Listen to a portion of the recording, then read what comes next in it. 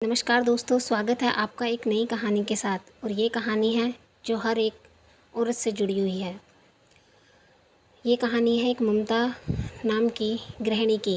ममता जैसे ही अपना घर का सारा काम निपटा कर फ्री हुई थी कि उसकी एक सहेली का फ़ोन आ गया। रात के 9 बजे के करीब की बात है। वह बात करने के लिए बैठ जाती है। तभी उसकी सास आती है। कहाँ रात को फ़ोन पे लगी है? मेरी दवाई का टाइम हो गया है, तुझे कुछ भी ध्यान नहीं रहता। ममता कहती है, 1 मिनट मम्मी जी, अभी आई। और वह किचन से पानी का गिलास लेकर आती है। दवाई निकाल कर दे देती है। साथ साथ अपनी फ्रेंड से बात भी कर रही थी, लेकिन उसकी सास को यह बर्दाश्त नहीं हो रहा था। अपने बेटे को बुलाया और कहा, विनय यहाँ देख जरा, ममता सारा दिन फ़ोन पे लगी रहती है, काम में बिल्कुल ध्यान नहीं है इसका। विनय आ जाता है। वह भी देखता है कि उसकी पत्नी फ़ोन पर बात कर रही है।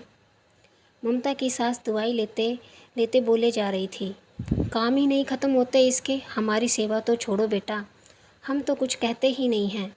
विनय के पिताजी ने भी हाँ में हाँ मिलाई। तभी ममता कहती है, अच्छा तो घर के ये सारे काम जो मैं करती हूँ वह कौन करता है? कि इतने में विनय को गुस्सा आ जाता है और ममता के मुंह पर एक ज़ोर से थप्पड़ मारते हुए कहते हैं कि आगे से जुबान लड़ा रही हो। ममता रोते हुए वहाँ से अपने कमरे में चली जाती है। उसकी सहेली अभी तक फ़ोन पर ही थी। उसने कहा, ममता कब तक यह सहती रहेगी, कुछ करती क्यों नहीं? 16 साल से बर्दाश्त कर रही है, अपने लिए स्टैंड कब लेगी? ममता ने आज सोच लिया कि कल वह अपने परिवार और अपने पति को दिखाएगी कि वह क्या करती है और क्या नहीं।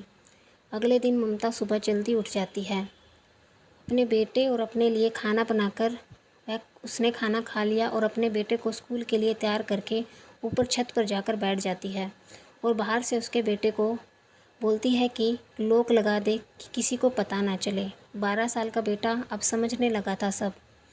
ममता ने उसको कहा कि और किसी को घर पे मत बताना कि मैं यहाँ पर हूँ, कोई पूछे तो कहना कि मैं कहीं बाहर गई हूँ, शाम को वापस आऊँगी। थोड़ी देर बाद सारे घर वाले उठ जाते हैं। ममता की सास, ममता मेरी चाय नहीं लाई है, तेरे पापा भी गर्म पानी पूछ रहे थे। तो उसका पति उसको सारे घर में ढूंढ रहा है।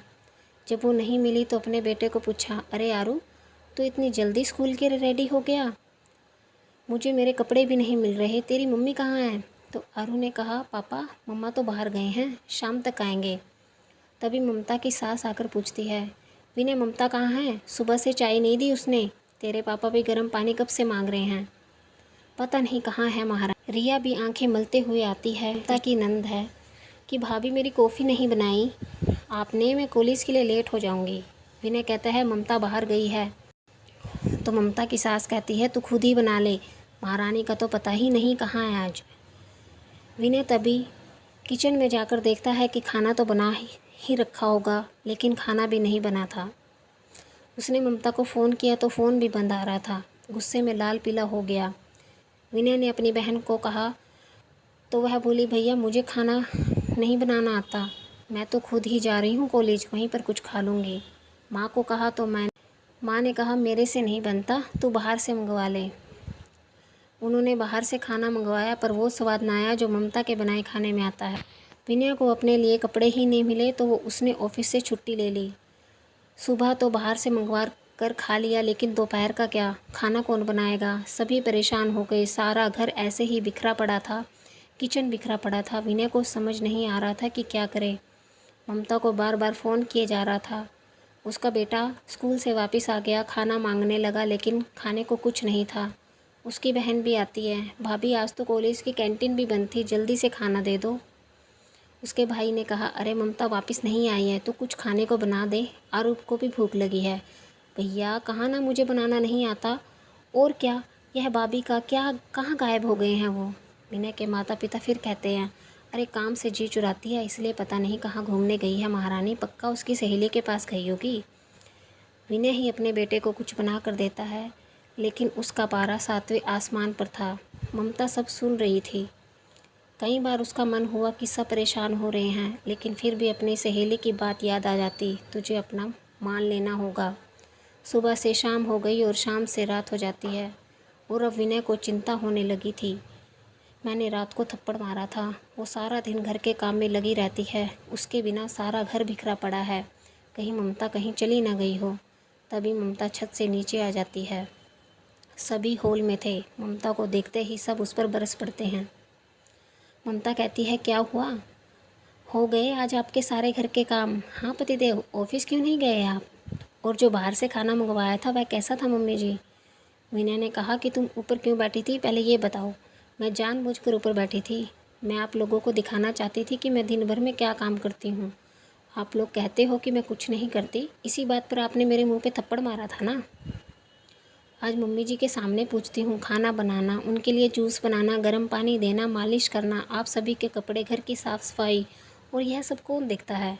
और तुम रिया छोटी बच्ची नहीं हो, 1 साल बाद शादी होगी तुम्हारी, वहाँ भी ऐसे ही बोल सकती हो कि मुझे तो खाना बनाना नहीं आता। तुम कभी मेरे साथ काम में हाथ नहीं बटाती। मेरे संस्कारों पर मुझे आप सुनाते हो। मम्मी जी, इसे कब सिखाओगे ये सब?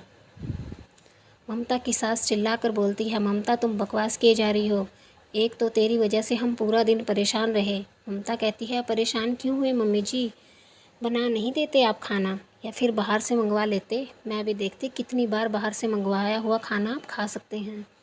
मैं सारा दिन आप लोगों के लिए काम करती हूँ, आपकी इतनी सेवा करती हूँ, और आप मुझे कहते हैं कि मैं तो कुछ काम ही नहीं करती। आप मुझे नौकरानी समझती हैं इस घर की? अगर समझती भी हैं ना, तो मेरी पगार का हिसाब कर दीजिए, पिछले 16 सालों का। अब उसकी सास ससुर की नज़रें झुक जाती हैं। विनय ने कहा, सॉरी ममता, जो आज तक मैंने तुम्हारे साथ किया, मैं समझ चुका हूँ। तुम्हारे बिना ना मेरा घर और ना मेरा जीवन कुछ भी नहीं है। तुम ही सच में सारे घर को संभाले हो। आज के बाद तुम्हें कोई कुछ नहीं कहेगा, और हम सभी मिलकर तुम्हारा हाथ बटाया करेंगे काम में। चलो अभी खाना बनाते हैं, बहुत ज़ोरों से भूख लगी है।